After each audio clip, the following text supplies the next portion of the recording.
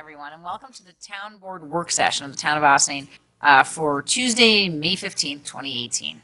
Please rise and join me for the Pledge of Allegiance.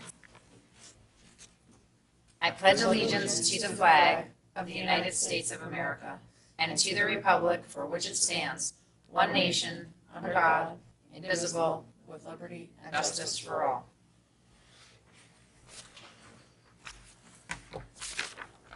Okay, so before I get, do you want to do, no, we're not doing roll call first. We're doing our work session first. Okay, before I get started with announcements, I did want to just mention for anybody who is watching this live, is this being watched live? Okay, it is being watched live, or just wanted to double check, that you still have time to vote on the school and library, Board of Education, trustees, and budgets for the Austining Union Free School District and the Austining Public Library at the Austining High School Little Gym until 9 p.m. tonight, as well as the Briarcliff School Budget and Board of Education trustees at the Todd School Cafeteria until 9 p.m. tonight. So if you happen to be watching this and you're in either one of those school districts and you haven't taken an opportunity yet to vote, please do so. And we're going to jump right into our work session items, and then I'll get into announcements a little bit later. Unfortunately, our first presenter, Mike Ritchie from Dolph Rotfeld Engineering, could not make tonight's meeting due to the weather. So at his advice, we will ask the board to accept this year's report at next week's meeting so that it can be submitted by the June 1st deadline. And he has volunteered to attend a future meeting at a later date if the board has any questions or concerns. So please do take the opportunity to look through the stormwater report that we are required to submit every year, and we get help from Dolph Rotfeld as part of a intermunicipal agreement that we have with a number of other municipalities. So we get a better rate to help us out with that stormwater reporting.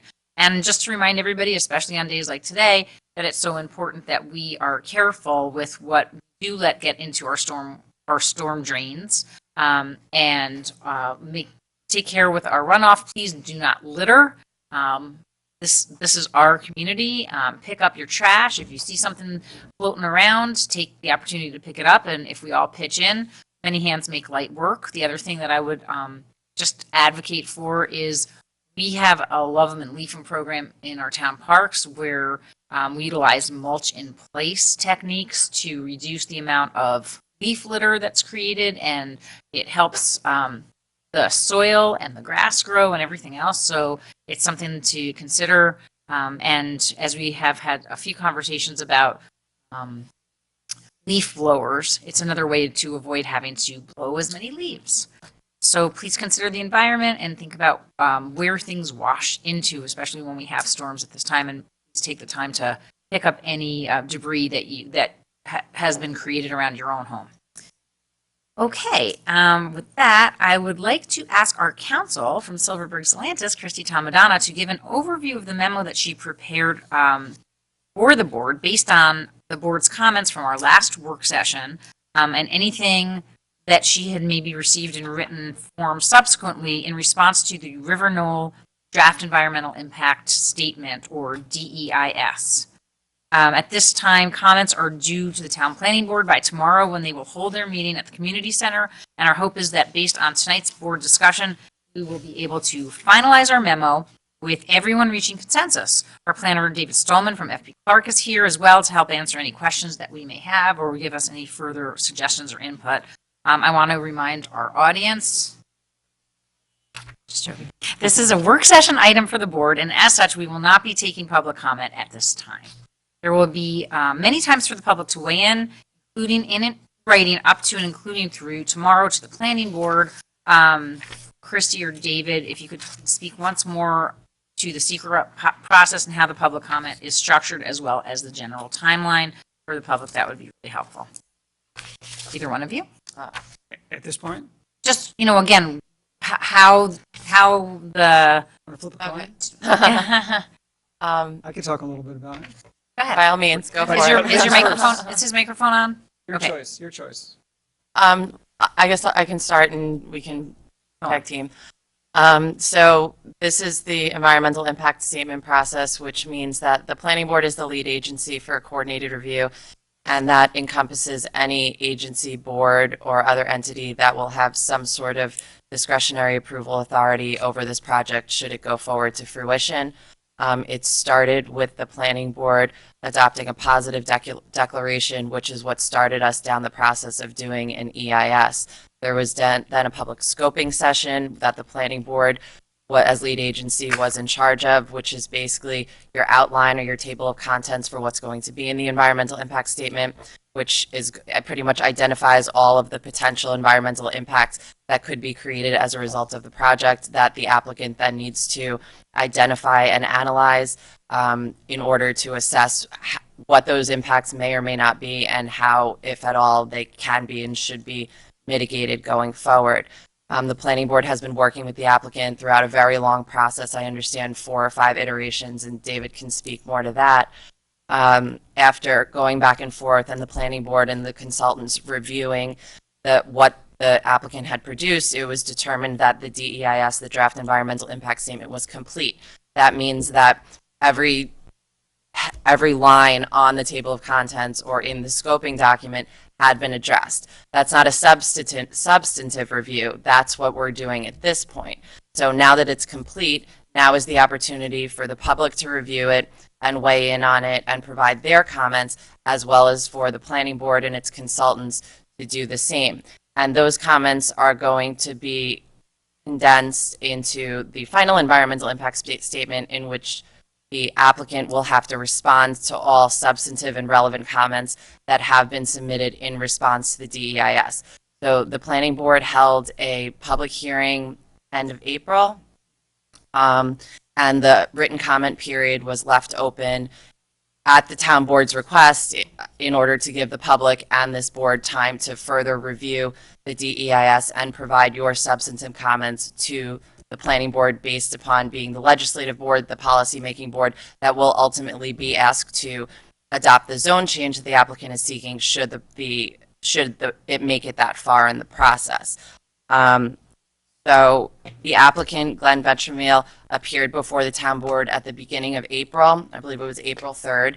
It was a town hall meeting at the library, and did a presentation on an overview of the project, since he had last appeared before you probably a year or more earlier. I had the pleasure of rewatching that video last week, and based upon the discussion that happened at that meeting and the comments that this board made, as well as some information that you had requested of Mr. Ventramiel, I prepared a draft memorandum.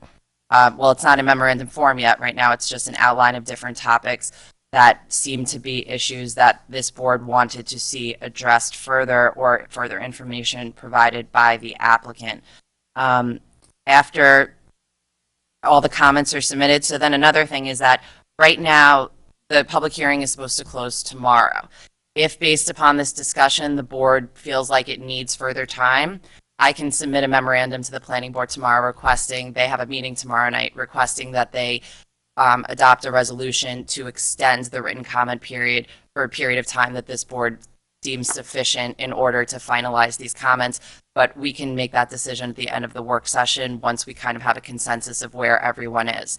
Okay. Do you want to go forward with how the process goes from there, or do you want to just stop and talk about the memo? I think, yeah, no, that's good. And then maybe at the end, we can talk about the rest of the process as we go from there. David, Maybe do you have anything to add? Well, it's a good thing that you did that, because it was much better than I could have done. So, I think you mentioned that public hearing actually closed, the public hearing was held, and then you mentioned the written comment period extends till tomorrow. I think if there's a need for more time, the planning board would happily give that. So I think that was a great overview. And then we can just talk about what happens from on in after we kind of go through what our comments were, and if board members have anything that they either feel tweaked or we need to add. There's one section here where we're talking about traffic, where we wanted to go over the intersections, and I think we'd gotten one letter from a neighbor that we discussed possibly adding some streets or a little bit further out, or kind of just considering maybe it's not even further out, but the impact on some of the other local streets that people tend to use as bypasses. So we wanted to consider that as well. And I think we should just go through it. So we're just going to go through point by point. Yes. Does that make sense? So the overview at the top, just for the benefit of the public watching at home who may not have this in front of them. These comments are based upon the town board's review of the draft environmental impact statement and the discussion the town board had with the applicant, Glenn Benchmeal, at the April 3rd, 2018 town hall meeting. These comments are based upon the town board's role as the legislative and policy-making board of the town, who will be tasked with considering the applicant's proposed zone change should the proposed project proceed to that point. So basically the way I structured this, and it may not be in the exact order that it appears in the DEIS, and if that's not the case, I apologize, but kind of by the topics, the way they would be segregated out in the DEIS. So the first subject was schools. And one thing that had been discussed at the town hall meeting that Mr. Benchmeal mentioned was that there was a signed agreement between the applicant and the school district, and the board appeared to have some interest in seeing that agreement. So the first comment is provide a copy of the signed agreement the applicant has with the school district. David, do you know, is that part of, do you know if it's in here? Because I kind of remember seeing I it a long believe time it's, ago. In Appendix A. It is believe an it's in appendix. It Appendix might be A. in Appendix A. Yeah, it's possible. We should just double check, because now that I see that, I was just kind of just triggered the fact that I think I saw that letter a long time ago. Yeah, One of the appendix- things we had, Actually, A or B, A or B, okay. but I believe it's there. One of the things that we had talked about was trying to get a better understanding of what the payment that had been offered to the schools was supposed to cover. That's the second comment. Oh, that's the second comment, sorry. The school district should provide written comments on the proposed project. Right. These comments should include a discussion of what the financial contribution would be from the applicant and how that money will be used to mitigate the potential impacts from the increase in student enrollment from the proposed project. Right, okay, sorry. And I guess there are two parts in terms of the financial contribution. There'd be the property taxes, and then this amount this one-time payment that he has proposed to make to the school district. So I think- do you want that to be both addressed? I think the No. discussion the board had was more that one-time community Correct. benefit, I think $350,000 Correct. or whatever it was. That's what I think we're trying to get a handle on. How is that going to help the cause? Okay, and then the third one was provide clarification on where the applicant got the information regarding the student enrollment from the Avalon development. And that was another topic that had come up at your town hall meeting. So recently, within the last day, and I'm not exactly sure how we're going to deal with this, but there's a community member who's been doing some deep diving into issues of enrollment in general and how those, and how development has impacted the school district over the last 15 years, is it? Something like that, about 15 years, maybe 15, 20 years. Looking at, what was built 20 years ago with the intention of this, that, or the other thing. And in doing so has kind of dug into the Rutgers study, and is trying to come up with some sort of a better than Rutgers study. Now, I don't know, it's not like it's been peer reviewed or, all the different things that certain studies have gone through, but it might behoove Mr. Vetromile to get a sense of that, maybe to talk to that community resident to see, could I use the formula that you've created to plug in, our stats to see what would that look like? And that might be helpful, I Well, think. I think too, though, David, correct me if I'm wrong, there's 3 different ways that developers typically look at the school district. One is the Rutgers study, one is a comparative analysis based on recent developments, and then the other is, I think, based on if the school district keeps information, which I'm not sure that our school district does. So there are 3 different ways, and I believe that, He did say he had used. right, so, The I, Rutgers study, of course, is from 2006 and That's the has issue. not been updated. right, That's- right, right. that's- So, that's so I another think thing. that the issue of the Glenn said it was updated every year. So I think the issue with the Rutgers study was, based on, in 2006, the projection of families with young children, would ultimately use condos as a, so I think there's the numbers for people staying in condos with children has skewed higher than the Rutgers study anticipated in 2006. So I think that's one of the issues. And apartments. So, And apartments. okay. And But I'm making that comment in yeah, memo that I'm providing to the planning board tomorrow night yeah. about the 2006 Rutgers study.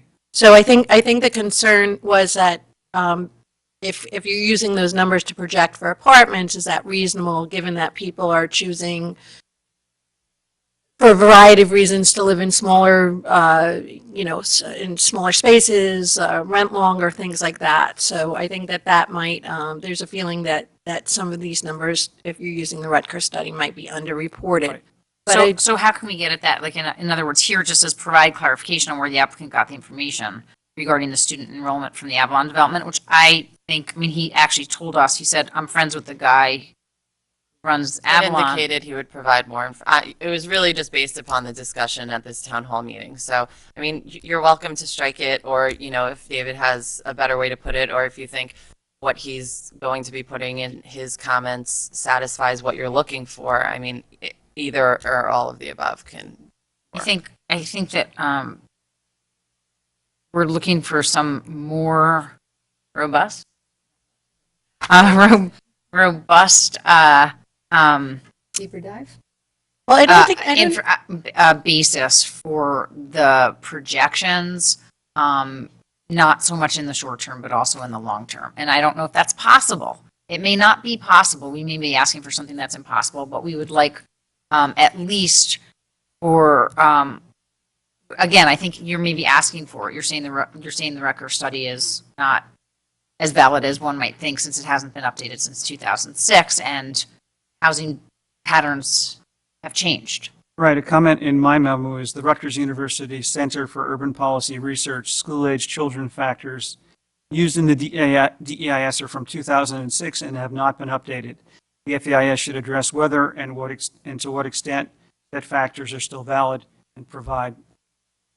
so I think the issue is there a multiplier that you can use to adjust those numbers? So if we have to take a more conservative guess on the number of children that could potentially be in any apartment complex or new development over the next 10 years, is there, I don't know think that there's it a would factor, but I think we could, find different sources of information. So again, the only thing that I would say is that, as I was mentioning, that we had an opportunity to meet with this local community member who had done a deeper dive into Austine's numbers in particular versus looking at the whole world or, Westchester County or whatever, what's happening in Austine and what the numbers look like. And, at some point, we're probably going to get a little bit more information or have a presentation about that. And that may be an opportunity, again, for us to use some of that information that's been locally collected and sourced to evaluate how the housing stock has played out here in Austining and look at, where this fits in. And it may be that the numbers aren't that far off. It'd be a shame not to have that information in the FEIS if we can get it. Correct. Is it going to be available soon? I do believe so, yes. I think it'll be available in the next couple of weeks. So I think it Well, will be maybe we available. can sort of name that source and. Yeah, I'm say just that not the prepared to FEIS name should it include right that yet, but information. just say, let's call it like a local a source who's working on a local Austin-based study. Let's just talk about that. Say that for now. I mean, I'm not sure, because these are the comments that are going to be submitted to the applicant once, and then once the comment period ends, they're going to start responding to them. I'm not sure if they would be Okay, able so to. That's just an argument to extend the comment period. We can either extend it or I can speak to that source to just find out if we can name this. I think it'd just be called an Austining. There's some term for it, like an Austining enrollment study or something like that. Or They say that the town board will shortly or soon make available to the applicant for inclusion in the FEIS. sure, that sounds good. Because so much has happened in the housing world since 2006. Gosh, Yeah, things have changed drastically. exactly. Okay. Continuing on. The other thing to keep in mind with this is that the EIS process is supposed to look at worst case scenario. You're supposed to be looking at, the largest possible feasible impact because that's what you're supposed to be trying to mitigate. So that's another way to frame it too. If there's another way of doing it or another mechanism or another study that provides a higher estimation, then maybe they may want to use that number just as, a higher baseline of what you're looking at. The developer wouldn't want to use it, but. Well, of fine. course, but that is That's right. the That's idea. the point of the EIS. Right, and we could actually include that as a sort of a general statement regarding all the analyses, and that might work. And actually, the FEIS, even though it's going to be prepared by the applicant, at least the first go-around, probably the second go-around, will be iterations of it. It really has to be in the lead agency's voice. SEQA regulations say that lead agency is responsible for the adequacy and accuracy of all the responses in the FEIS, regardless of who prepares it. Okay. So we're going to eliminate the comment about Avalon and incorporate David's suggestion and, I don't see any reason to take it away. oh, okay. I think it's better to have more. Mm-hmm. Okay. Let's err on the side of more. Does anyone have anything else that they wanted to add or discuss about schools?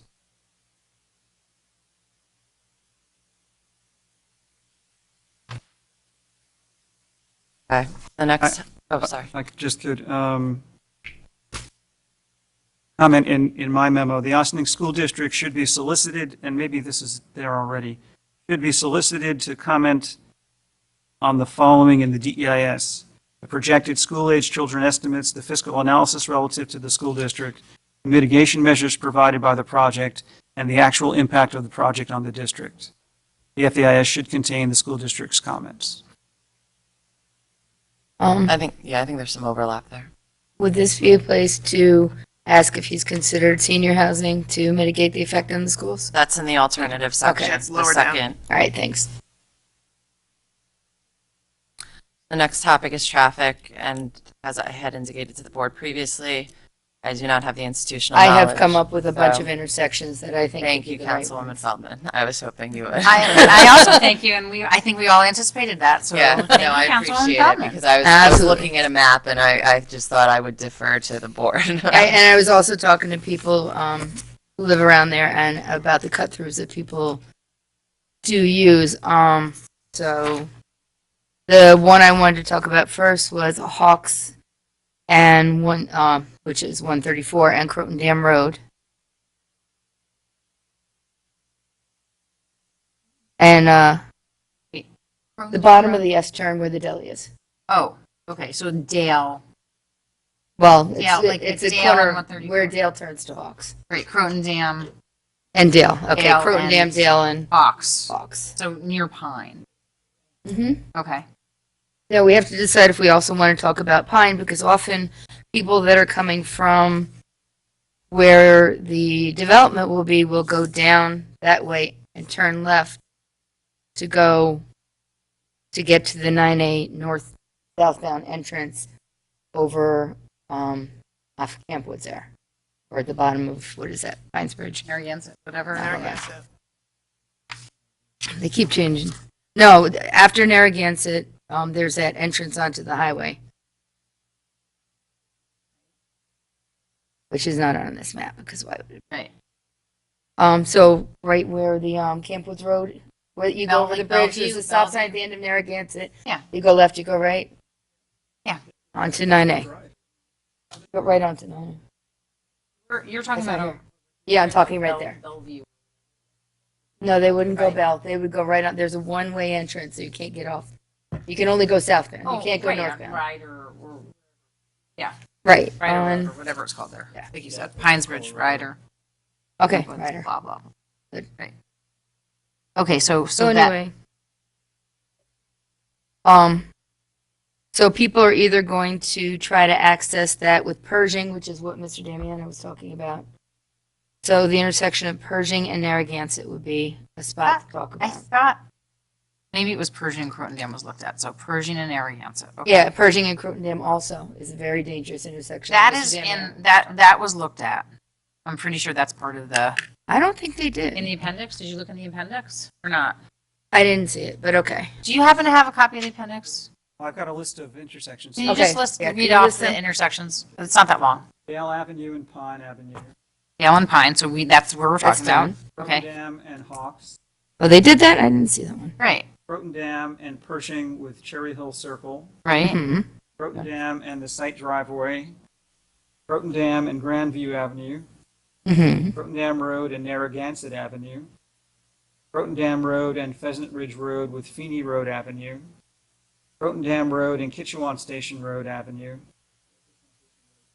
Have Avenue. Croton Dam Road and Route 9A.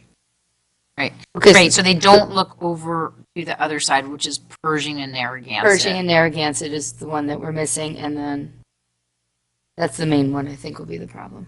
Well, they were talking about first and second, like that whole, so they were looking at Pershing and all the offshoots. Right, well, they have the bottom of Pine that they're looking at, and people often go up Pine and then make the right back onto Right, Narragansett. so that's included Right, already. exactly, that's already got one down there. So it would be the people cutting up, So it's Pershing Pershing and and Narragansett. Narragansett. And then the offshoots from Pershing, how it affects the little side streets. First Avenue, Second Avenue. I guess. That Third Avenue, is that Third? right, I mean, most people would go up Pershing or up Pine because it's a straight shot. They don't usually make turns on the little ones. But in that particular email that we got it, Okay. that's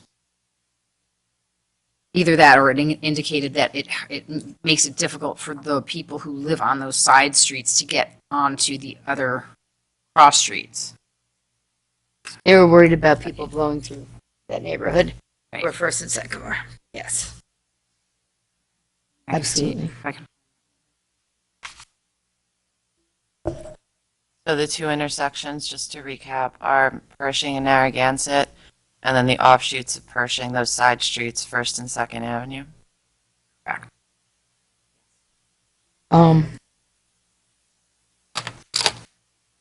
And probably top of Pine and Narragansett.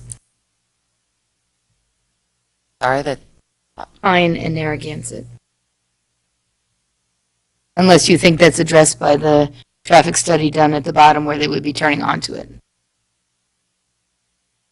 David? We can look at Pine and Narragansett. Yeah, we So can- that's two, Got right? it. Okay. I'd rather err on the side of,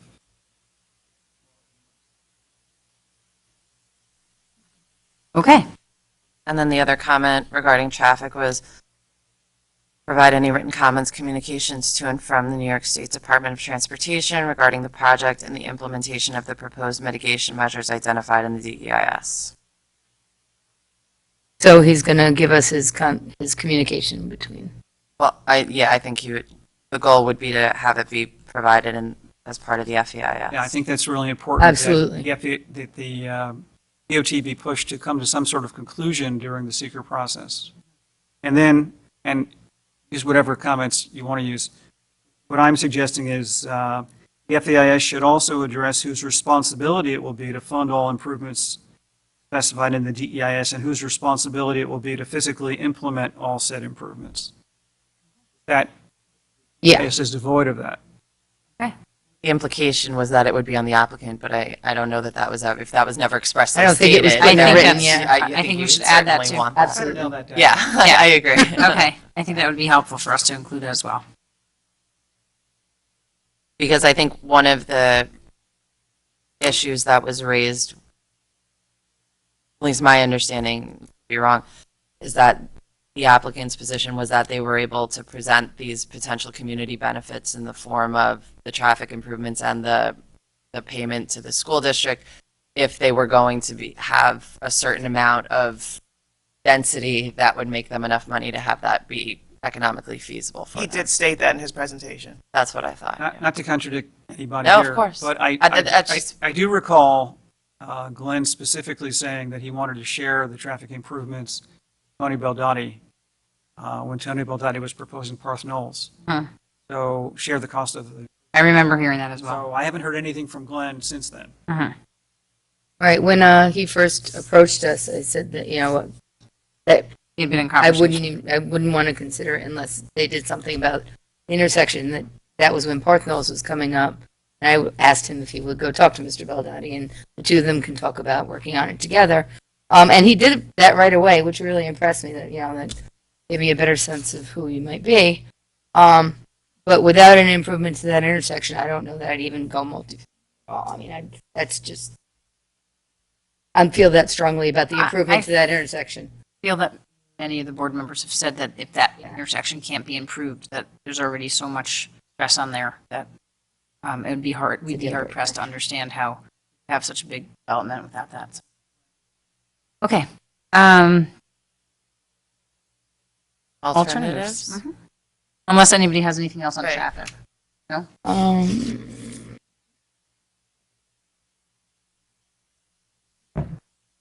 I know he has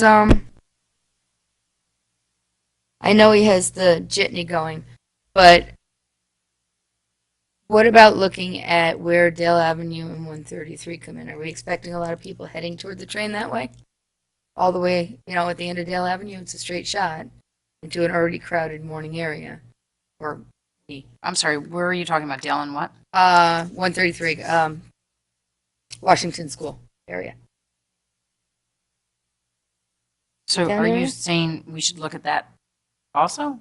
And you're, I don't know. That's Adding just an something I was intersection. wondering about the impact. well, then, let's just add it. I'd rather add it. It's Dale and 133. Where 134 and 133 come together as a corridor. The other thing that I'm curious about, because there's been a lot of talk about, he mentioned at the last meeting that he's seen lower utilization of cars at some of the other developments, like not as many cars. So he may be inclined to build less parking. He may be inclined to recommend less parking based on what he's seen in the region at other similar like developments. And I'm curious about what that is and if that's a legitimate and where that information comes from. Maybe we could ask about that because that has the potential to reduce the number of vehicles per, and I don't know if, we would have to accept something like that of the parking requirements per apartment or whatever, but Yeah, I'd be I don't know how leery of that would doing work that. in the long term. I can imagine a situation where it builds a certain amount of parking, rents out these luxury apartments, and then there's a parking demand not being filled at the site, and he comes back into the planning board and says, well, parking in the fire lanes, you got to give me more parking, so. no, he was saying the reverse. No, I can envision a Oh, I see. scenario. Oh, I see what where you're he saying. Builds Less, I less, see. but comes back in for more in the long I run. gotcha. Because these tenants really demand it. And we can't Right. predict how the And their future cleaning people will come. that and they're- well. I think one of the things he said too was that you can build to convert. So in the future, when people are driving their single space cars or whatever, maybe you can add on an additional at spa or something. I don't know, gym, whatever. But I would be a little bit concerned. I kind of see like how you can make that justification when you're next to a train station or you have a lot of public transportation. But that's not really the case. Transit-oriented development. Yeah. Yeah, this is not, I would not transit say this is transit-oriented development, so, it seemed like Tuckahoe was much more of an urban area, so that it made more sense that people would have less cars. This is still relatively I'm just asking rural. because he's the one who brought it up, and he Yeah, I sort of just- led I us would- to believe that there would be fewer cars than. We can Well- ask him to address it in the FAS and then Yeah, have that information and use it or not use it as we see fit. The other thing, and I don't know, I just don't know where this would come in, is that it's been suggested that anybody that builds now should build with the capability for electric vehicle charging into. Where does that fit into this process? Where would that get recommended? I would bring it up now, Okay. view it as responses. Seems like it would be an appropriate thing to do, especially luxury apartments. High-end apartments. Again, as we're. Okay. Else on traffic? And I don't know if that goes in traffic or someplace else. Cars. Traffic Goes with related. cars, yeah. Okay. Alternatives? Provide a more realistic design of alternative B cluster development under R15 zoning utilizing clustering principles in order to preserve more open space. And obviously this was something that supervisor and other board members brought up at the town hall meeting. Can we add the R5 zone to that as well? Sure. The R5 cluster? Same boat. Okay. That neither one is designed in a manner to actually utilize the principles that would have open clustering for. Right, right. Okay.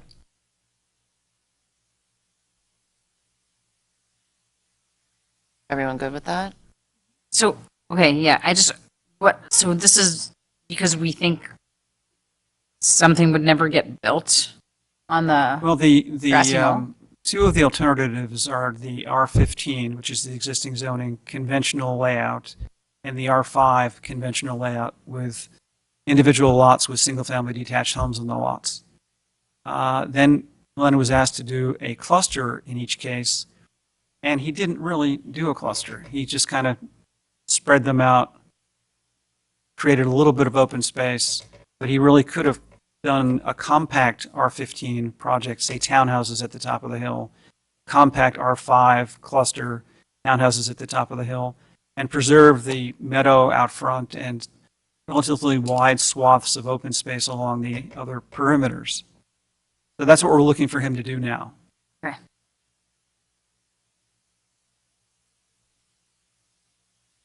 The next one is the issue that had been raised by Councilwoman Feldman, to explore the feasibility of a potential use of the proposed development as an exclusively 55 and over community. And the next one, alternatives E and F each contemplate two different options. However, they are each only represented by one column in the alternatives chart. And this was something that came up at the meeting at the town hall meeting, and I think there was some confusion, and I don't think it was ever resolved. There was a supervisor who focused on it a lot. If you look at the alternatives chart, even though E and F do contemplate a design that's in the exact same footprint, it talks about how there would be more disturbance, more impacts than there would be for the proposed project. And there was some confusion about why that was, and I think it's because there are two possible alternatives under E and under F, the townhouse and the multifamily, the multiple dwelling developments. And so I think they kind of got meshed together where, because there were two different designs, the conclusions may have been with respect to alternative EA instead of separately alternative EA and EB. So I thought that having that broken down by those subsets may further clarify a little bit some of the issues that, or confusion that from my perspective, from watching the meeting again, thought had come up. This is a real good comment because EA is very different from EB, FA is very different from FB. So I think it's expressed well in your notes. Thank you. However, they are each only represented by one column in the alternatives chart. Each different design for alternatives E, EA, and EB, and F, FA, and FB should have their own columns so that the potential benefits, impacts associated with each design can be properly assessed. And then the last one kind of jumps back to an issue that we had briefly discussed before, which may have to be changed based upon making the financial contributions. At the town hall meeting, Mr. Benchimel indicated that because of the costs associated with all of the high-end amenities being proposed as part of the project, if there was a reduction in the number of units, it would impact the applicant's ability to provide the community benefits proposed for the project, specifically traffic infrastructure improvements and a $350,000 contribution to the school district. Explore an alternative where there are fewer amenities so as to allow for some community benefits under alternatives E and F. Discuss what those community benefits would be. I don't know if this is feasible, David, if you want to weigh in on this. Well, I think it is. We're trying to get a sense of what a lower density come along with in terms of benefits and amenities. important. I think he needs to think about that. Because the way it appears to be presented in this chart is that is more of an all or nothing type of approach. Right. So it gives the town board very little to go on in terms of what a 160 unit development would have with it, for example.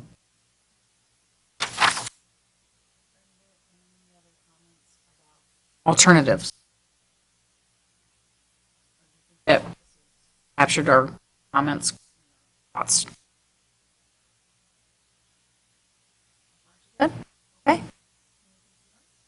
You know, I mean, this is a lot of information for you to digest, and even if you decide you want maybe an extra week or two, I'm sure, you know, it seems like the planning board would be willing to go along with it.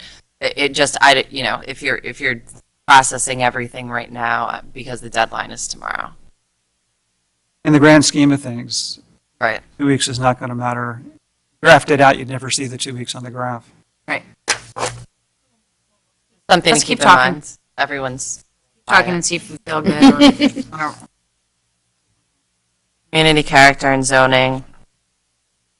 This was a comment that also came up. This was actually a very big comment, especially for Councilwoman Dottori. There are several other multifamily high-end rental developments either being developed or proposed in the town and village of Ossining. In order to confirm that there will be sufficient demand for this project, the town board requests that the applicant provide a market study to establish there is sufficient demand for the proposed project. In addition, Mr. Venturmila indicated that the primary market is, quote, empty nesters. The market study should include a discussion of demographics as to what types of people would be interested in this type of housing. The study should also focus on the demand for this type of housing from residents in the greater Ossining community. I'm very open to comments or ways in which this comment can be adjusted, because I was just giving you a framework to start with. Again, I think just because I had an opportunity to look a little bit at this new Ossining study that really evaluates what's taken place in Ossining over the last 20 years, you know, how this condominium development was built, again, with this in mind, and, you know, and then this is how it's evolved over time. I think that would be very helpful to help inform any kind of market analysis for Ossining moving forward. That should be part of this, the FEIS. I think it's really critical that we have a sense of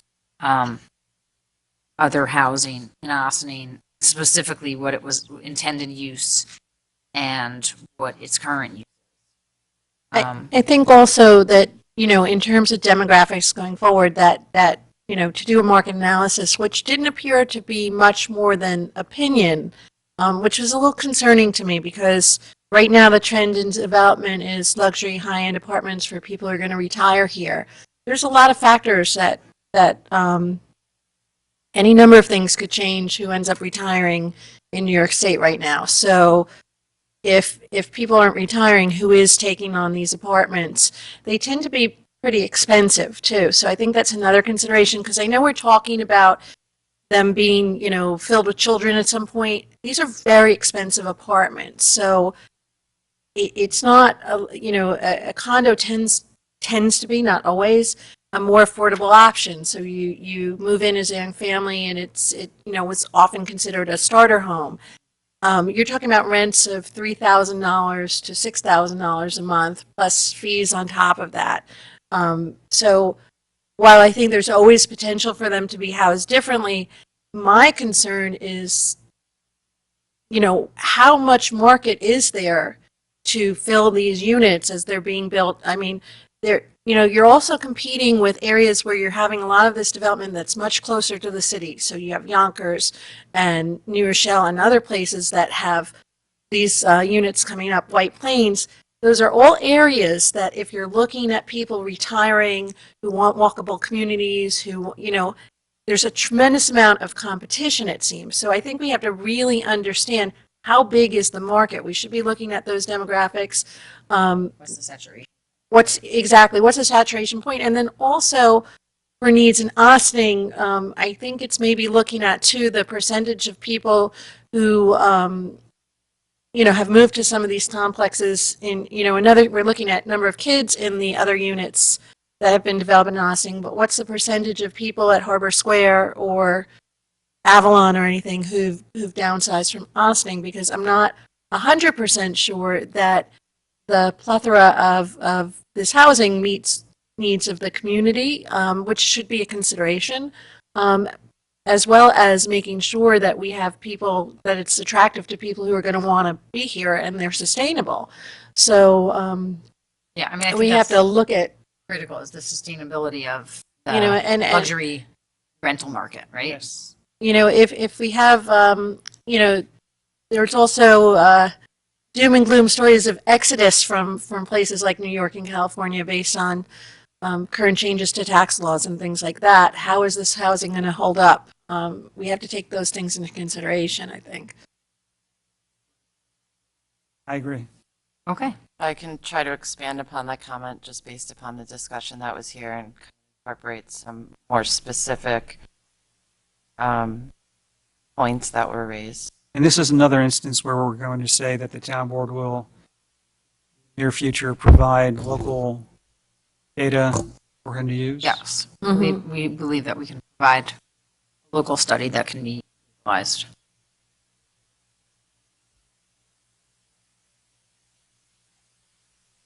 The applicant is proposing a new floating zone, MF2, that the DEIS indicates could be applied to other properties in the town, provide an analysis of what those properties are, what zones they are currently in, and what their current uses are.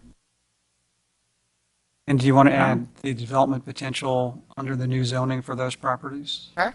Yeah.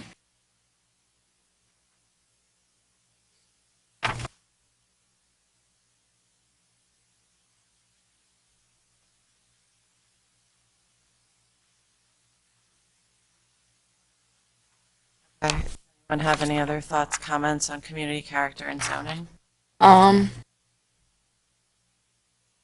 would like to explore, I mean, these are micro communities of high-end luxury things, and I'm wondering what they add to our communities. A lot of these tend to, like the Harbor Square people are mainly staying inside with their clubhouse and their gym and their yoga studio and their pool. There's not as much interaction with the rest of the community as, say, single-family homes would have. So, they're kind of almost micro Communities, communities. they don't have as many children in the school district. I'm sorry. But it is, Okay, well, it is interesting. I mean, like, how do people engage with the community oftentimes through, But I Right, think that brings up an but it interesting is. point. One of the reasons that we should consider development in Ossining of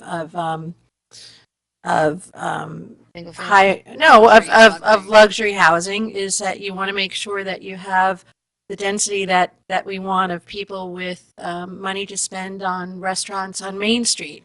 If their micro communities are not doing that, and there's probably some data that you can get, on the inclination of people to, how many people are going to go to Main Street to go to the restaurants. That's a big selling point in Glenn's proposal. That's a big selling point of luxury housing in general. But economic development should really be a primary concern for this, because that, when people talk about what's the advantage, if it's not the need in Ossining is need for much more affordable housing, we all know that. So if there's not an economic return on investment, that's what the real benefit of this, any development at the luxury end, is to Ossining. It's making sure that the businesses that are starting to come back on Main Street can thrive for the long term and be sustainable.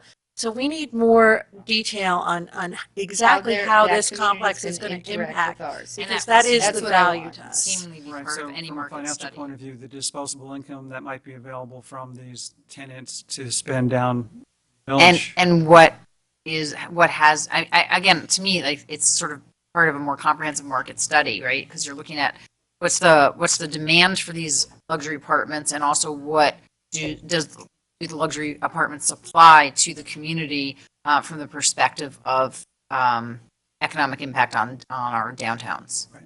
Should, I mean, if they maybe, have a jitney going back and forth to the train, they're not inclined to stop at the little, cheese shop or whatever, or stop for a cup of coffee, because it's a jitney going back and forth. I mean, I want just that cheese shop. That's all I It, have to it say. is, the other thing too is, and maybe there's some emerging data.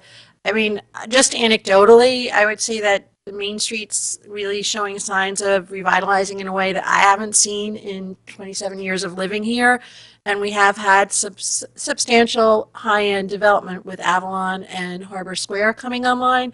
So I don't know that the Village of Ossining has any information or data of what's actually happening there on Main Street.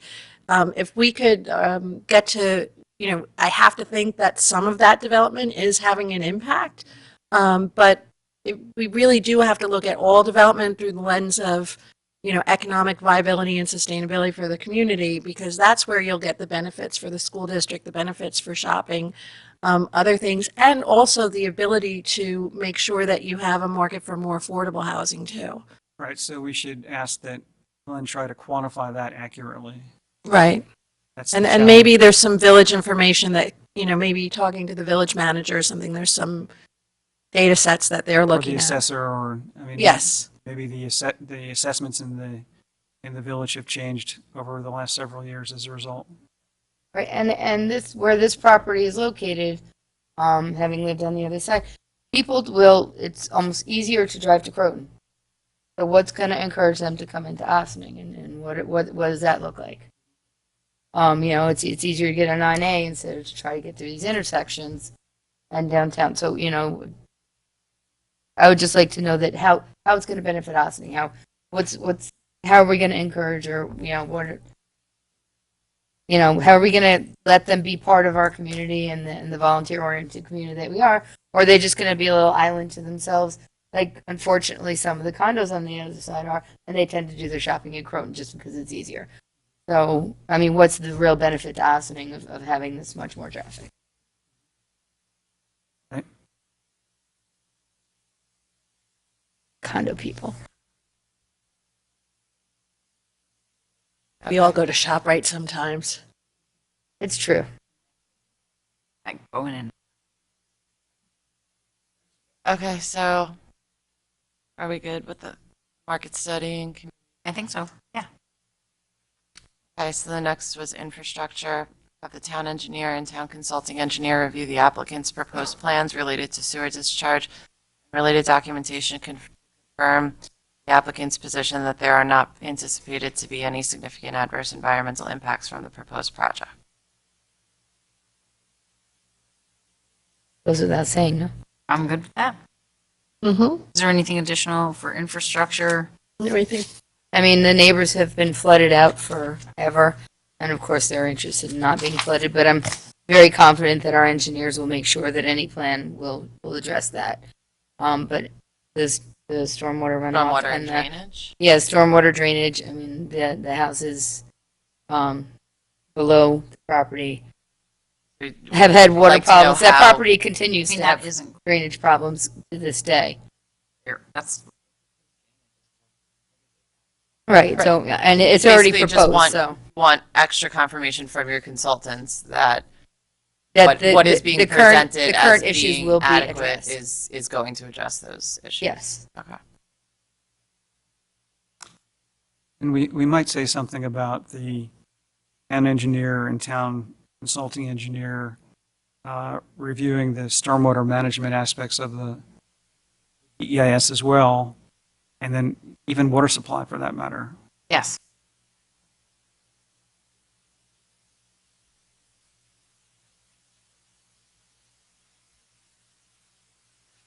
Okay, so in addition to sewer discharge, we're looking at water supply and stormwater and drainage. Asking specifically, I mean, I think it can be couched as the expectation is that the town's consultants will be reviewing every aspect, but acknowledging certain issues that have been brought to the forefront by the town's residents. See that this development's actually going to, rather than just study Oh, no, it's not okay now. It has to eradicate the problem. Right. Yeah, current Improve conditions. existing conditions. And then I know this is something that had been raised, have the Town of Austining Environmental Advisory Committee provide written comments on the project.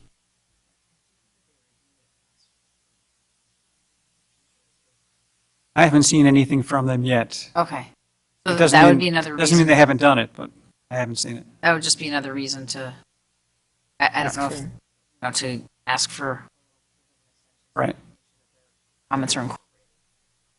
And then, just as an aside, when I was going through the DEIS and putting this together, and I discussed this with David, there were a couple of technical zoning issues that had come up that if the board is okay with it, I would just add to your memo since we're already preparing it, and it has to do with the list of approvals that the applicant indicated are needed in the beginning of the DEIS.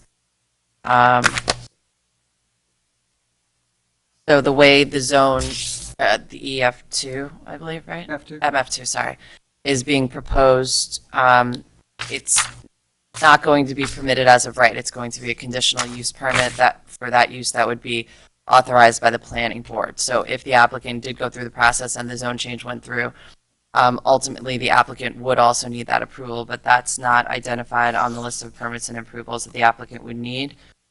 So we would just want them to add that as another approval, especially since it's related to the zoning that is within this board's purview.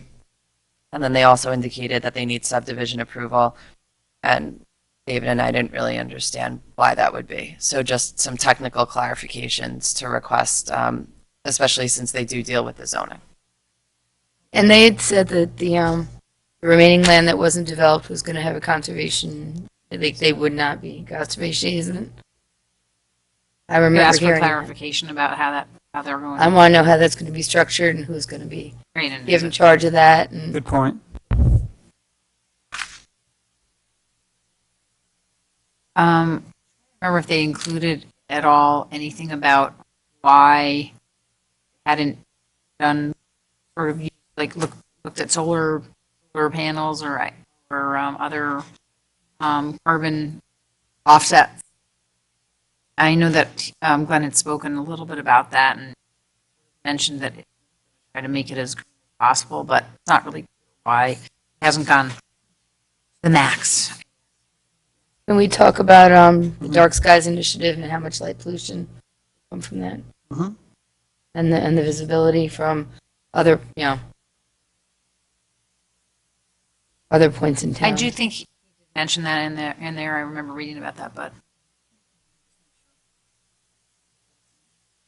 There are some renderings of what the project will look like at night from different locations. right, but I think Yeah. he spoke about lights. I'm just going to project possible. That he said what? I thought that there was a discussion in the DIS about how lights would be. I just remember reading about Okay. it, but I didn't. Hadn't I read just this like to be today, sure, so yeah. I don't remember that well. Well, that means to, So you would like some further clarification about what green initiatives they plan to take and And why they decided not to take, or not to go further with certain types of. so specifically solar panels and other carbon offsets? Okay.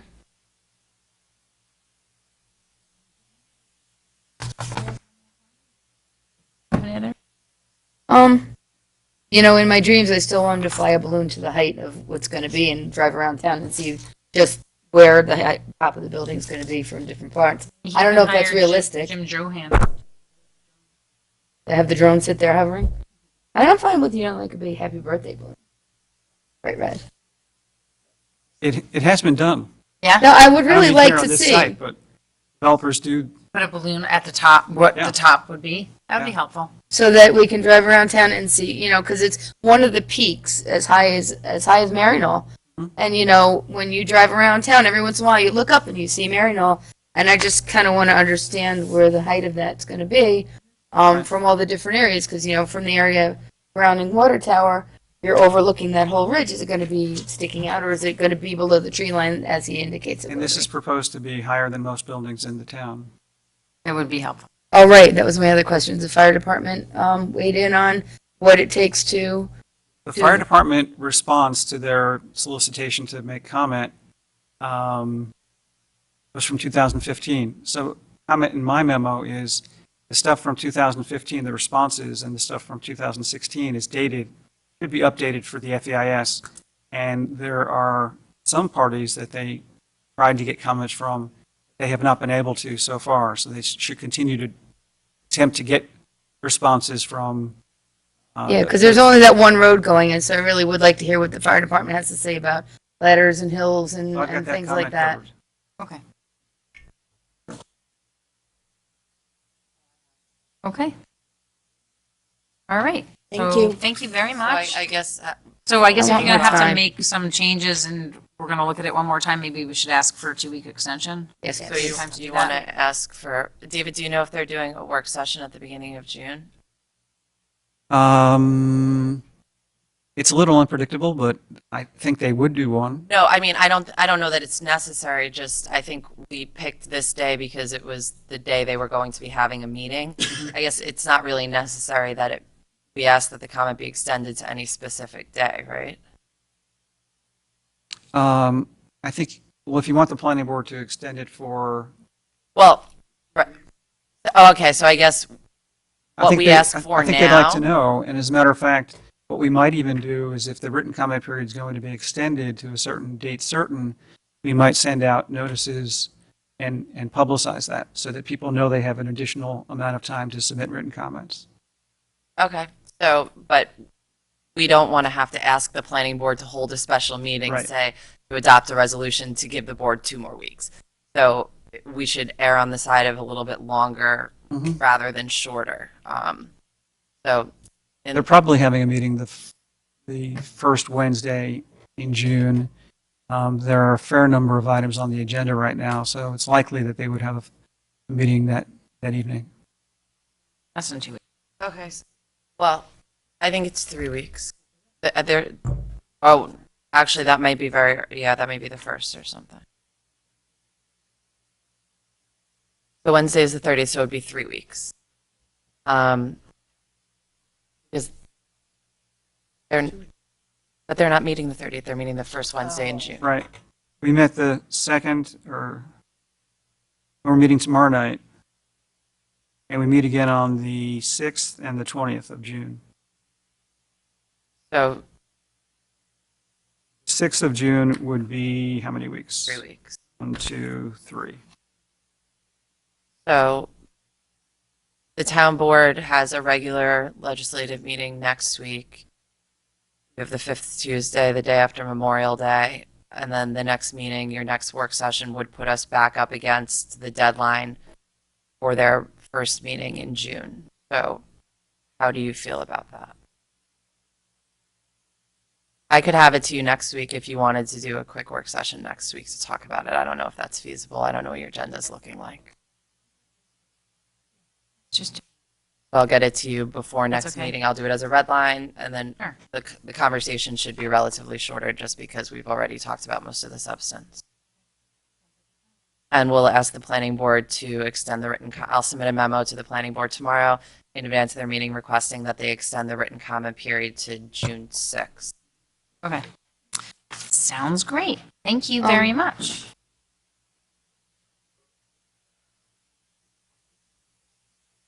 Yes. I was just But, thinking about landscape improvements along Narragansett and that mall, how it kind of goes in. When we were marching with the Little League, I noticed it's a pretty sharp drop off at the from the sidewalk down onto the property. Okay. Landscaping along Narragansett? On the Narragansett portion of the property. Okay, what are they Plans? proposing? Do you Yeah, know, what's the do proposal? the plans show If anything they've like that gotten already? that far. Well, I'm I looking think at this. that, probably more specific than. Then they're ready. Okay, Right. that's fine. So that would be planning I don't think later. They have any specific landscape plan. Right. Okay. They've talked about trees and stuff. Yeah, they have pictures of many trees, but That was more of replacing trees that were taken down than actual landscaping. My understanding of it.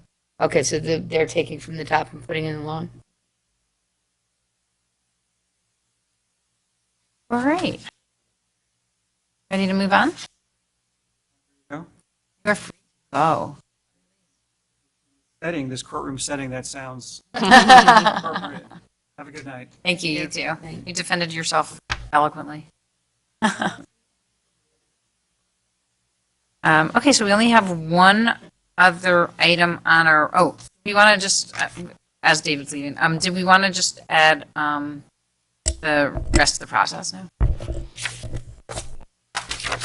So I think a lot of the questions that the public has been it's a very confusing process. Unfortunately, it's don't shoot the messenger. You know, it's this comes down from the state level, and this process is required by law prior to any board, agency, commission issuing any sorts of approvals for a project that is not specifically exempt from seeker review. So I think the way the consultants have been talking about it, the understanding is that we're probably about halfway through the process, maybe a little more. This is the first substantive step where we're really having an opportunity to kind of dive in and look at what this project is actually going to look like. And I suspect there, you know, not only comments from this board, which are going to be lengthy, but you're going to have all the consultants' comments, you're going to have public comments, other involved agencies. And so it's going to be quite the process, I would think, for the applicant to provide adequate responses to the satisfaction of the planning board as lead agency for all of those comments. So that will be a process in and of itself. And there will be, as David mentioned, a lot of back and forth between the planning board and the applicant as to the adequacy and sufficiency and accuracy of those responses before we get to the point where the planning board may be comfortable adopting that document as their own, which is what they ultimately have to do. Once that happens, there's a certain waiting period. I believe it's 10 days, although I strongly suspect it will be longer. And then the planning board as lead agency will issue findings. And so that'll basically be a synopsis of each of the chapters in here: traffic, stormwater, zoning, and then the planning board's findings or conclusions based upon what's in the DEIS and what's in the FEIS as to how this project may or may not have potential significant adverse environmental impacts, and if so, how, if at all, those impacts are going to be mitigated by what the applicant is proposing. And then every involved agency will have to adopt their own findings. The general practice is usually that you would veer in the direction of what the lead agency does because they've been knee-deep in all of this. But that's something that town board will have to consider for itself if and when you get to that process. Only once the involved agencies adopt their findings is there the potential to consider the approvals that are the underlying subject of this action. And for this board, as we've discussed, that's the zone change. And that's a legislative action, and the board has considerable discretion in whether or not it wants to take a legislative act. And so I think going through this process is hopefully to vet out to the greatest extent possible what the zoning is going to look like in the context of this project, as well as we discussed, other potential properties within the town that could potentially utilize this zoning in the future. Right, do we have to approve a floating zone if we approve any zone change at all? That's another thing you may want to consider. You know, if you want to ask them to propose an alternative zone that is not a floating zone, you know, I think there's some other legal implications that could come into play with that, which may have been why it was proposed this way in the first place. But even if it is a floating zone, it doesn't mean that those other properties get the rubber stamp. Any property that, if in the future did want to be included in this zone, they would have to make an application, which the board, in its discretion, can decide whether or not it wants to consider. And then they would go through a similar review process like we're doing here. I just don't want to open the door wide and say, take every inch of Ossining. Come build here. Right, and that's hopefully what you'll get a better understanding of When we, from with answering when they answer that evaluating question. what Okay. those properties Thank are. you. Perfect. All right, so we only have one other item on our work session agenda this evening, and it's a proposal from JGL Food Service Consultants to study the feasibility of concessions in some of our town parks. About a year ago, we had spoken with the folks from JGL, Brooke, last name I'm forgetting, about the possibility of conducting a study to see what the feasibility of a restaurant in the old Reuben House at Cedar Lane Park would be. At that time, these consultants who have a great deal of experience in the business, and I'll read a little bit about from their proposal to you about what they've done, and that mostly they work with not-for-profits and municipalities on food services. Basically, they shared some general recommendations, which included the fact that they thought that the space at Reuben House would not really work as a restaurant, but would be more successful as a pop-up restaurant slash event venue. However, they did say that with the number of parks that we have in town, we might want to consider concessions that would serve all the multiple users and uses that we have in the park. We still have a little money left over from an old Hudson Valley Greenway grant that's hanging out from our parks survey back in 2016, although the grant itself dates back to 2010. And in speaking with the Greenway folks, we were offered an extension. We're told that this proposal would fall within the parameters of an acceptable reimbursable expense. So we're excited to see if and how we might be able to add amenities to our town parks. So that's what we're hoping to talk a little bit about tonight, which is this proposal. And just to read you a little bit about the background, JGL's a food service consultancy specializing in not-for-profit institutions. Founded in 1984, the firm has consulted for nearly 125 institutions in various phases of development. Our client list includes some of the most prestigious and well-known institutions in the country. Selected clients include the Bronx Zoo, Branch Brook Park Alliance, National Park Service, Bryant Park Redevelopment Corporation, Rytown Park, Grounds for Sculpture, and the New York Botanical Garden. How I found them was actually through Rytown, who had used them for their Rytown Park that's right next to Playland. And I think that they'd been in the news, and I talked to the town supervisor, said that they were really, really excellent and had really been able to raise the level of people who were interested in applying for, in the park and to actually run their concessions. And that's why they were recommended to me, and that's why we called them in. And they're very analytical, and they have a lot of experience. They're unique among consultants for several reasons. First, a principal is actively engaged on every project they undertake. Their firm does utilize sub-consultants for specialty areas, but a principal will be project manager and actively engaged in every aspect of the project if selected. Second, our understanding and knowledge of the food service challenges within a mission-driven organization are second to none. With over 125 cultural organizations in their portfolio, they're cognizant of the operational, financial, and institutional challenges of food service within a multi-programmed facility. Third, their genesis is not kitchen design. This allows them to strategize and evaluate from an operational point of view, which they believe produces realistic expectations for their clients. Finally, their knowledge of the restaurant and catering market, common practices and operational requirements is unparalleled, according to them. One of their team members is a well-respected catering expert and is affiliated with CaterSource, a national trade organization devoted to catering. They are a woman-owned enterprise and certified as a WBE in the state of New Jersey, which is where they're out of.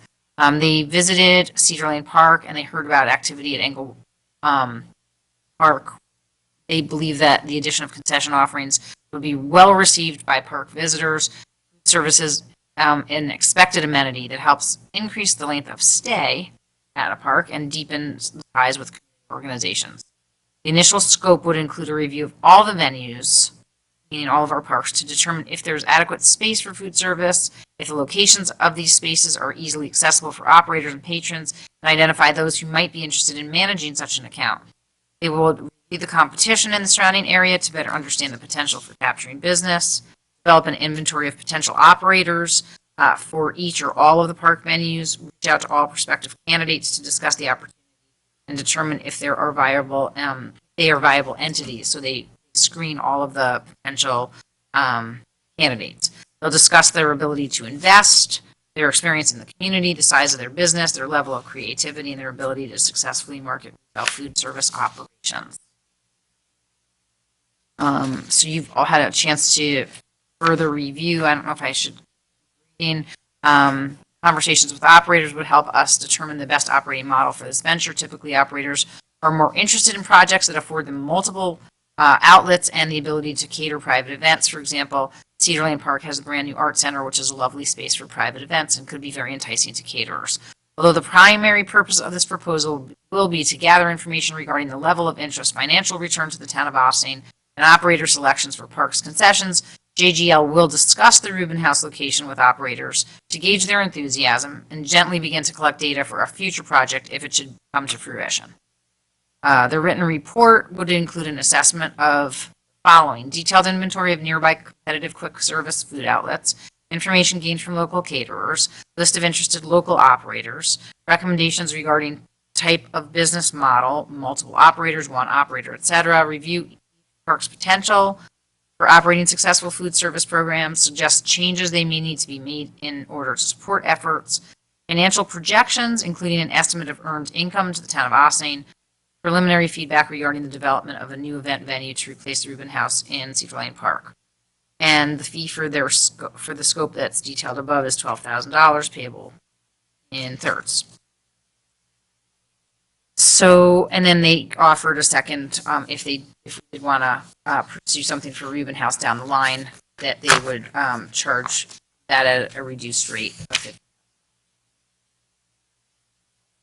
Well, I know we talked about this. I am not in favor of having restaurants or really food amenities in our parks. I think a restaurant especially is a difficult business to manage, even if you are a professional restaurant owner. And I don't want to end up in a situation like the Striped Bass in Terrytown, where there's an abandoned building because the restaurant owner, had some problems and couldn't afford it, and then one of the hurricanes came and they tried to fix it and they didn't pay, and they're in a whole legal battle with this. They're in a real legal battle with this restaurateur, and the building is sat empty for almost a decade at this point. And I just think that, the municipality really shouldn't be in the restaurant business. I mean, the village has a kiosk that was built by Ginsburg right at the riverfront, and nobody's ever even opened the bathroom that I know of, maybe once during the fireworks.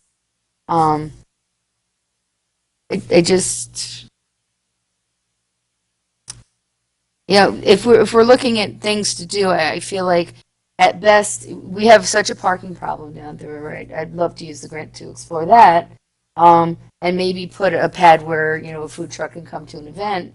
Maybe a gravel area where people can park for the water park or something like that. That could also double as maybe a food truck can come. But as far as a town-owned building that we're licensing to a food venue, I think that's just not something I'm interested in pursuing at all. I don't think it's the right thing for our town or for our parks. The Recreation Advisory Board had a meeting last night, and I ran the idea by them. And I'm not sure that they're completely on board with a restaurant idea, but they do like the idea of some kind of food concession stands, particularly in Ryder when there's baseball going on, at Engel for the Friday night, and I guess we're doing some Saturday night concerts, and possibly at Gerlach with the pavilion. So there's some interest. They're interested to see what the study shows. So that was the consensus, that would be something interesting, that it would bring more people to the park. It would bring people to the park for longer stays, and that's typically what we're trying to do. They like the idea of the concession. Restaurant, not so sure. Concessions, they were pretty interested in. I would have to agree with that. I think there's a big difference between looking at concessions that would much lower operating costs and far less risk. I do think that that's one thing that's lacking when you go to, it's nice when, we always appreciate when the food trucks are there, and that might be something to look at too, is that concessions might lend itself to mixing with a variety of options. So you could even be talking about multiple food trucks that are there That at was more an idea regular as well. times. So, And that would be part of yeah, what her so I study think would that, we have to separate what this really is, because it's really not a restaurant feasibility study, it's a concession. So, again, I think there's a lot less risk associated with that, and there some real potential benefits, because, you don't really have that. So, I think it's a good idea. I do think that,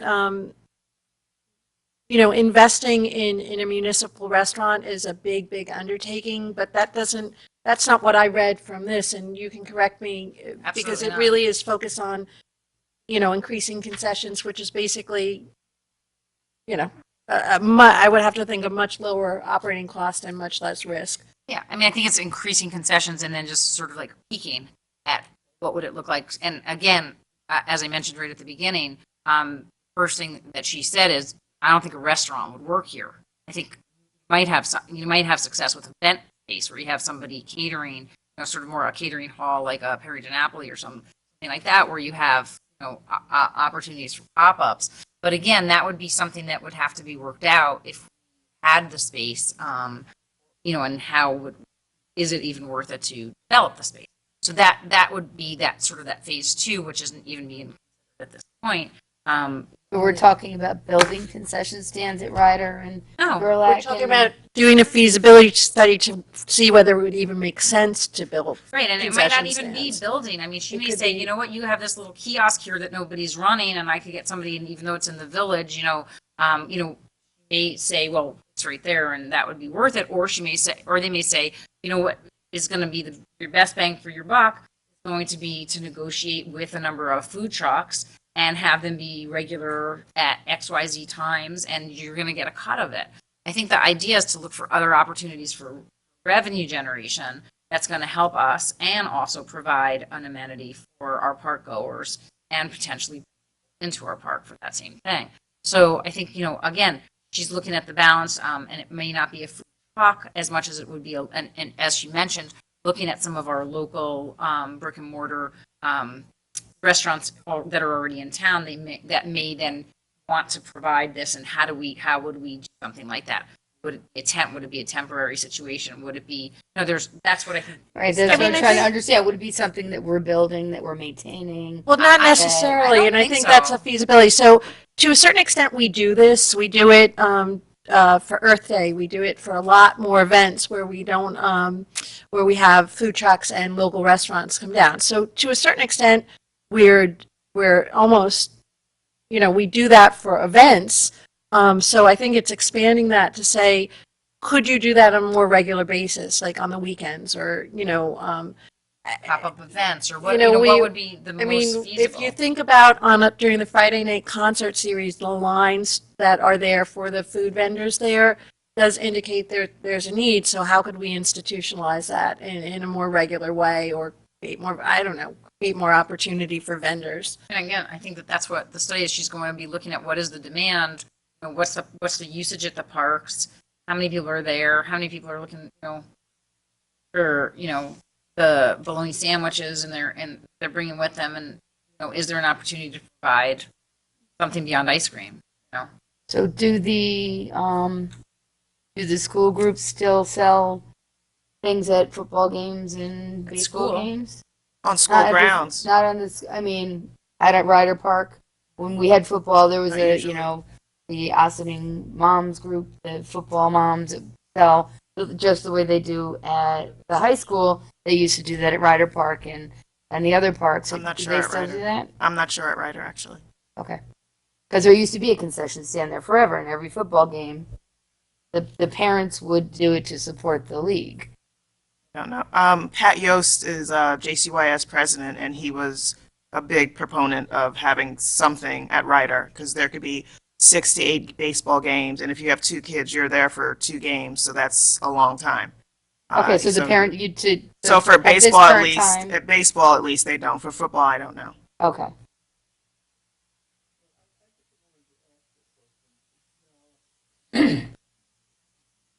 Oh. I wanted to ask that, as the farmers and have contract, the village has contracts with them every Saturday. Well, couldn't we basically vendor trucks and don't have to have the same one each, find out what your schedule, what their schedules are, and you Okay, so we don't two or want to be three. actually in the business of managing that as Yeah. much as we want to have a experience, a company that has experience, take a look at how they would recommend you would do that. Because right now it's just like, we kind of toss it up in the air and say, oh, well, we like this kind of food. Well, we like that kind of food. We don't really know A, what the demand is, or B, what the, how that would fare. And also, we're not really making any money on it right now. Right now we make what, $50, 25? How much do we make?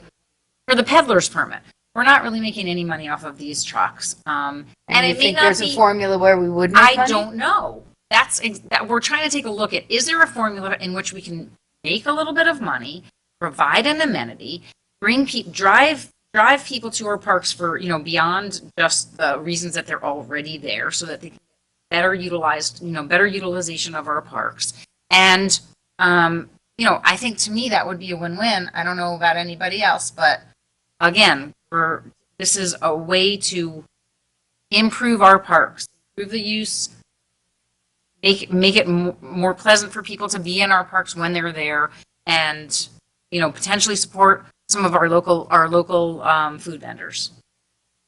If it's not looking at us building a place or providing, like us building a place to support these vendors, I mean, I think that we have better things with. I agree. At building, there's nothing in here that's talking about us building anything.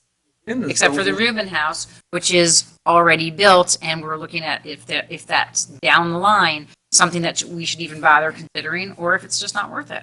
And again, as was mentioned, a number of food vendors have approached us with an interest in going into, opening up something in Cedar Lane Park. So we would have to look at the return on investment, if that makes any sense whatsoever.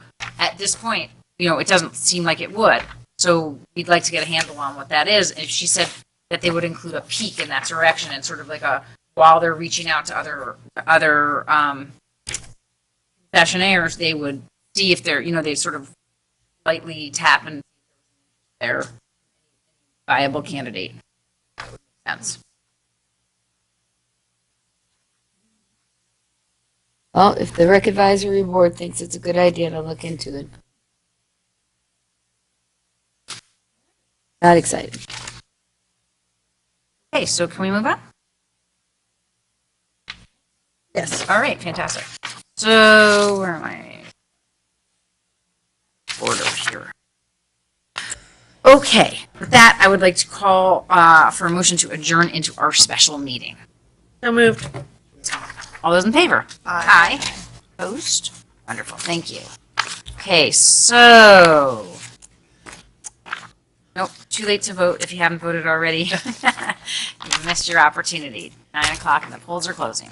I'm just going to do a quick roll call. Oh, before sorry, we get please do. started. Councilwoman Dottori. Here. Councilwoman Shaw. Here. Councilwoman Feldman. Here. Councilman Wilcher. Here. And Supervisor Levenberg. Here. All right, so Austin business owner Sharon Rowe, founder and CEO of EcoBag Products Incorporated, released her first book this past week. Sharon's success is inspirational. I did buy a copy of her book at the last book signing. Don't miss her upcoming book signing events and discussions scheduled for May 17th at 5 p.m. at First Village Coffee, May 18th at 6 p.m. at Harbor Square, or June 1st at 7 p.m. at Good Choice Kitchen. All event information can be found on Sharon's website, www.sharonrowe, that's ROWE.com. In case you missed the show last week, you still have 3 chances to check out Disney's High School Musical Junior performed by students of the Mike Risco School of Music on Thursday, May 17th at Mike Risco Music, on Friday, May 18th at the Clearview School, or on Sunday, May 20th at Mike Risco Music. All shows begin at 7 p.m. Also on Thursday, May 17th, The Ossining Documentary and Discussion Series will host Hope on the Hudson, a series of short films that portray some great efforts taking place right in our backyard, including a film about how New York City is making their waterways healthier. Another is about the restoration efforts on the Clearwater ship, and another one is about the preservation of heritage seeds that are nearing extinction. I'm at 6:30 p.m. for the screening. Stay for the distinguished panel of speakers. This free event takes place in the Boudars Theater at the Ossining Public Library. On Friday, May 18th, YAI Westchester will be hosting a walk-in job fair at the Joseph G. Caputo Community Center between 3:30 and 5:30 p.m. in the museum area. Bring a resume along so you can apply on-site for openings they will have available once they move into their new home in Ossining. We have a lot coming up this weekend. On Saturday, May 19th, Green Ossining will host their famous Repair Cafe at the Joseph G. Caputo Community Center between 11 a.m. and 3 p.m. Bring your gently used housewares to the Repair Cafe for a little TLC. Get them back in working order. Don't replace, repair. And I do think that they are going to have a knife sharpener person there too, so that's exciting. Also bring your clothing, ceramic items, bicycles, electric appliances, and even plants, and let the Green Ossining experts work their magic. Also on Saturday, May 19th, the OHCC, Ossining Historic Cemeteries Conservancy, will be hosting their second gravestone cleaning of the season at Dale Cemetery. Show up at 9 a.m. ready to get a little messy, and never fear, the experts will show you what to do. I do think that they're working in some areas that for some of our veterans, as we have Memorial Day coming up, and there will be visits to all of the cemeteries. You can also bring the students in your life along with you for some gratifying and interesting service hours. Email ohcc10562@gmail.com. Like to let them know if you're coming or to get more information. On Saturday between 6 and 9 p.m., visit the Bethany Arts Community at 40 Somerstown Road for a fundraiser including music, a selection of gourmet foods and beverages, and the latest exhibition filling the BAC galleries, an exploration of motion and movement called Not Staying Still. The highlight of the evening will be a performance by the world-famous Bill T. Jones, accompanied by some commentary by Bill himself. VIP tickets provide full access to the entire series of events during the Bill T. Jones Arnie Zane residency at Bethany, including artist talk and performances. Visit bethanyarts.org to learn more and get your tickets. Earlier that day, join me at the 4th Annual Ossining Microfest, our annual event benefiting the Ossining Microfund. Bring the family for an afternoon of live music, food and drinks, and pool games, and bid on some of the fantastic silent auction items. This year, we will be at the home of Russell and Mary Secor at 320 Ellington Road between 1 and 5 p.m. Email ossiningmicrofund@gmail.com for more information or to secure your spot ASAP. Adult tickets are $25 each. Children under 12 attend for free. If we get a lot of rain, this will be postponed until Sunday the 20th. So keep your eyes on the skies. And I believe that if you do RSVP, ossiningmicrofund@gmail.com, you'll get notice if the rain date is going to be put into. On Sunday, May 20th, between 11 a.m. and 3 p.m., the Ossining Boat and Canoe Club will host their annual commissioning day and veterans ceremony. This is a touching annual event that honors our veterans in a very special way, and it is also a great way to kick off the summer season on the waterfront. Soldiers and sailors, correct? Sailors Lost at Sea. Sailors Lost at Sea. This Monday, May 21st, join Galata House for pizza night at Lucy's Pizza. 15% of all lunch, dinner, and deliveries will be donated to the Leukemia and Lymphoma Society in support of our own local hero, Gio Toribio. I had a great pleasure of recognizing some of the young people who are involved in that drive, and I think that will continue to contribute to their $50,000 goal. This is a great way to give back while enjoying some delicious treats from Lucy's. I, for one, am partial to their soup selection as well as their garlic knots. Finally, be sure, don't talk to me after that though. Finally, be sure to mark your calendars for Sunday, June 3rd, when the Ossining Historic Cemeteries Conservancy will join us to officially dedicate the Dale Cemetery Heritage Trail at 1 p.m. I hope my colleagues are going to be able to join me at that event. The OHCC has been hard at work for over a year to develop the signage for this trail through a grant from Senator David Carlucci, and we're incredibly fortunate to have this jewel of Ossining's history cared for and developed into a destination by the OHCC volunteers. This event is rain or shine. And that is it. Are there any other announcements from my board colleagues? Anything? Okay then. None. We can go right into our board resolutions.